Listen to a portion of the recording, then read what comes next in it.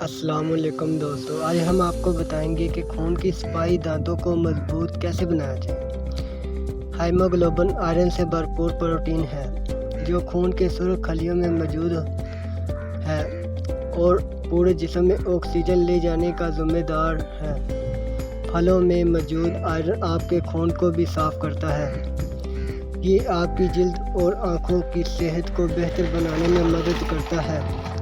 یہ پھل کئی معدنیات اور وٹامن سی اور اے سے بھی بھرپور ہے۔ آپ کے مسوڑوں اور دانتوں کو مضبوط کرتا ہے۔ جامن آپ کے مسوڑوں اور دانتوں کے لیے فائدہ مند ہے۔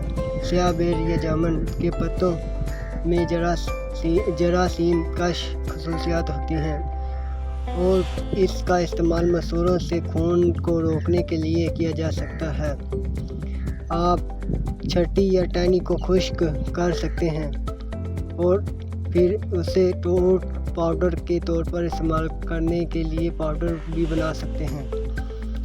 اس سے مسوڑوں سے خون بہنے اور انفیکشن کو روکنے میں مدد ملے گی۔ انفیکشن کو روکتا ہے۔